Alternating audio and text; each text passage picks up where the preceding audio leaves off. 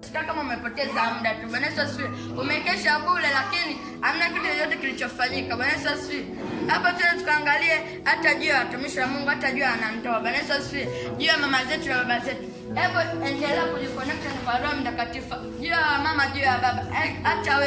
Hata wewe kijana, kifano, kaka, dada, ninakwambia nguvu ya Roho Mtakatifu ndio inatembea. Sasa unapokuja kanisani unasema mimi napoteza muda. Unakuja kanisani unapoteza muda. Yaani kuna wengine wanakuja. Yaani anakuja kanisani eti anaomba kimfano. Hii mfano. Urejesho TV. Habari njema kwa wote. Urejesho TV. Habari njema kwa wote. Mungu kimfano mtu anakuja kanisani kama mdada au mkaka, kimfano anataka kuolewa. Bwana Yesu asifiwe. Anakuja anasema kimfano, mimi Mungu nataka niolewe na mke au mwanaume mwenye fedha. Bwana Yesu asifiwe. Huyu ni mgonjwa, ni mahututi, anataka kusaidiwa, yeye hajiwezi. Bwana Yesu asifiwe. Yaani umeingia kanisani ukitaka kusema mimi nataka kuolewa na mwanaume ambaye ni mcha Bwana mwenye Roho Mtakatifu. Je, huyu yeye anataka msaidizi, lakini yeye ameshasikamana na yule Roho Mtakatifu. Yaani akishasikamana katika ule msingi wa Roho Mtakatifu. Yaani yeye anataka tu msaidizi wake. Bwana Yesu asifiwe. Na wewe mtumishi wa Mungu useme kitu ambacho kitaweza, yaani usijitie kwanza marututi. Yaani usijione ni mgonjwa sana.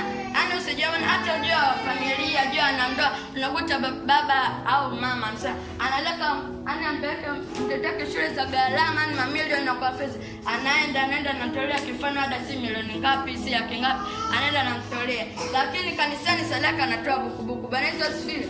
Hapo ndo unakuta shetani anapiga kwenye masomo, anapiga masomo ya mtoto wako, unakuta unakuja unajiuliza, Mungu umesema mtoto wetu atakuwa na akili, lakini nashangaa mtoto wako ndo mkia namba 1 shuleni. Bwana Yesu asifiwe. Endelea hata makanisani. Jiangalia, yaani unasema namsomesha mtoto wangu ni shule kubwa ili aje kunisaidia baadaye, lakini haujamwekea ulinzi wowote, unaenda kichwa.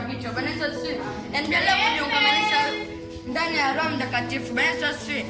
Tuangalie kitabu cha Misali 3 mstari wa 4. Misali 3 mstari wa 4 naona semaje?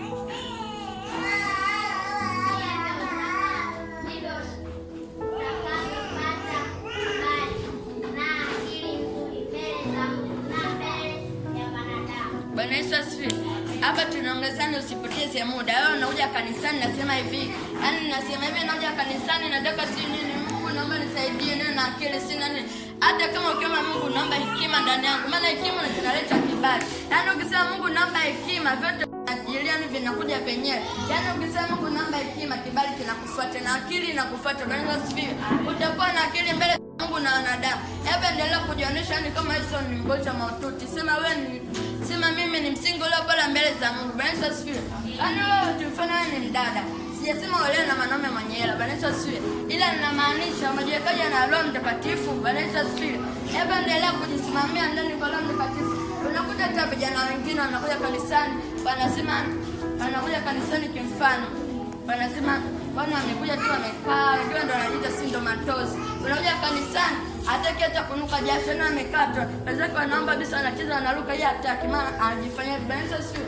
Hiyo ni roho ambayo Roho Mtakatifu ana ndani yako. Bwana Yesu asifiwe. Na hiyo roho ya utosi itoke ndani yako. Bwana Yesu asifiwe.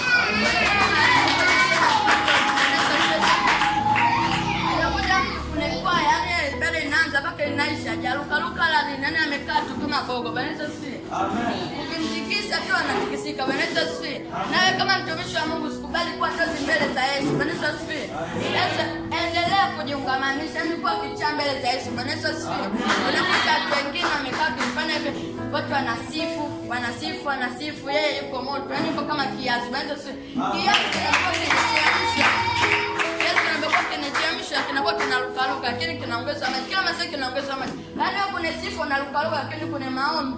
Kifanya muda maombi, umekaa kama degedege, umebeba kifafa. Bwana Yesu asifiwe.